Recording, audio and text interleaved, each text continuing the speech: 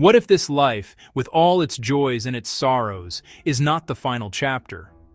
What if death is not an ending, but a doorway into something else? This is a question that has echoed through the hearts and minds of every person who has ever lived. It is one of the oldest and most profound questions we can ask ourselves. It touches on our deepest fears and our most radiant hopes. Many of us worry about what comes next, for ourselves and for the people we love. The thought of an absolute end can feel heavy, and it can leave us feeling lost and alone in a vast universe. This feeling is completely normal, a shared human experience that connects us all. This essay is meant to be a calm and gentle space to explore these big ideas. We are not here to find a single definitive answer. Instead, we are going to walk together through some of the different ways people have found comfort and meaning when faced with this great mystery. The goal is not to convince you of any one truth, but to open a window, to let in a little light, and to honor the many paths people take as they navigate this fundamental part of being human. We will look at ancient beliefs and modern questions. We will listen to stories of faith reports from science and the quiet whispers of personal experience. The goal is not to convince you of any one truth, but to open a window, to let in a little light, and to honor the many paths people take as they navigate this fundamental part of being human. Throughout our journey, we will hold this question with gentleness and care. It's okay to feel uncertain. In fact, that uncertainty can be a powerful teacher. It can guide us to live more fully and love more deeply in the here and now. We will explore how different viewpoints, from the spiritual to the scientific, can offer unique kinds of comfort. This is not a debate to be won, but a landscape to be appreciated. Each perspective we will discuss is like a different path up the same mountain. Each one offers a unique view along the way. For countless people across the globe and throughout history, the most comforting answers to the question of death come from faith and spirituality. These traditions offer a powerful message. Death is not a final stop, but a transition. It is a journey from one state of being to another. Many religions speak of a soul or a spirit, an essential part of us not tied to the physical body and continuing after the body has passed away, assuring us loved ones are not gone but have simply moved on. Some traditions describe a heaven or a paradise, a place of peace, joy, and reunion with those who have gone before us. Other spiritual paths teach reincarnation or rebirth, the idea the soul returns in a new body to continue learning and growth. Life and death as part of a great continuous cycle.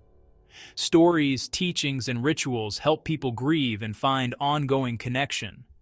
They bring people together, reminding them they are not alone in sorrow. Science approaches the question of death from a very different direction. It uses the tools of observation, measurement, evidence to understand the physical world. From a strictly biological perspective, death is the moment when the body's essential functions cease. The heart stops pumping blood, the lungs stop breathing air, and the brain stops its complex electrical and chemical activity. In this view, consciousness, our sense of self, our thoughts, and our memories are all products of the brain. When the brain stops, the person's conscious experience is believed to end along with it. However, the world of science is also a world of constant curiosity and exploration into the unknown.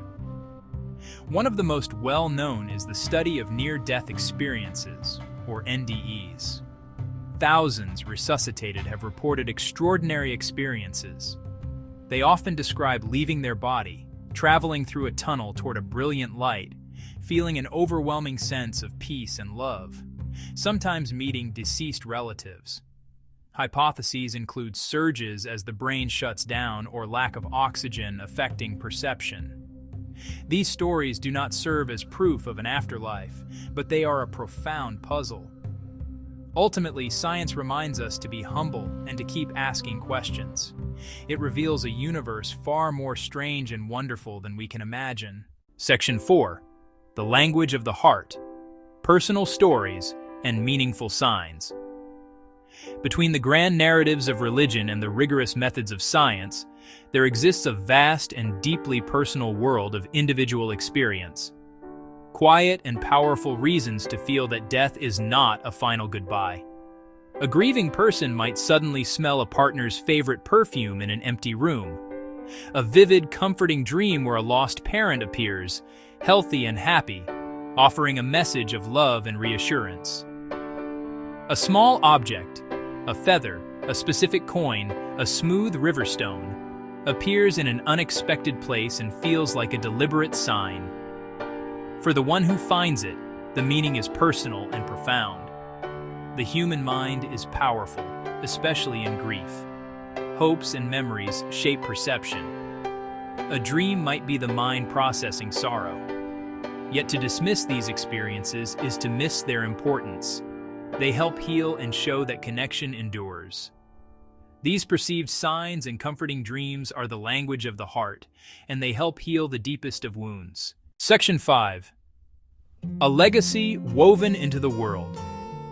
Life continued through impact. There is another way to think about how life continues, one that does not require the supernatural.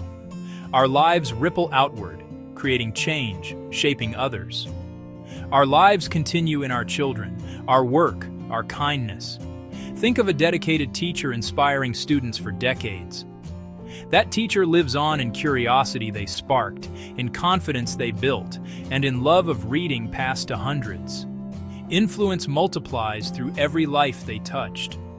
A parent lives on in stories told, recipes remembered, and a moral compass used. An artist lives on in a painting that moves a stranger, an activist in justice achieved, a friend in kindness that inspires more kindness.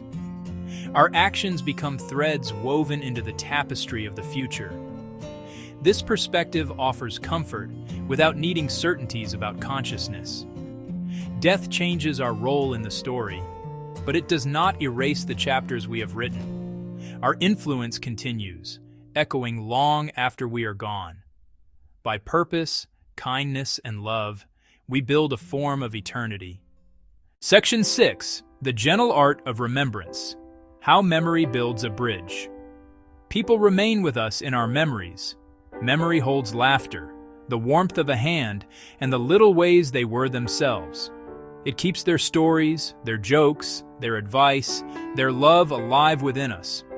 We keep people near when we share their stories. Rituals create time and space for remembrance. They reaffirm that those we lost remain part of our lives. Objects become anchors for memory, potent reminders of love shared. Memory is imperfect. It softens and changes with time, but its emotional truth remains real. The life a person has within us is a precious gift. It does not answer the cosmic question, but it offers a comforting truth. As long as we remember, as long as we love, the people we have lost are never truly and completely gone from our world. Section 7. Living with the Mystery, Finding Peace in the Great Unknown. After exploring faith, science, and personal meaning, we arrive at quiet contemplation. We long for a map, and yet it is okay not to know. Embracing uncertainty can open our hearts and minds. Life here and now becomes more precious. The unknown can inspire us to live fully today.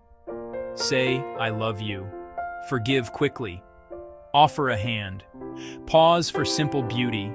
Let mystery motivate kindness, connection, gratitude.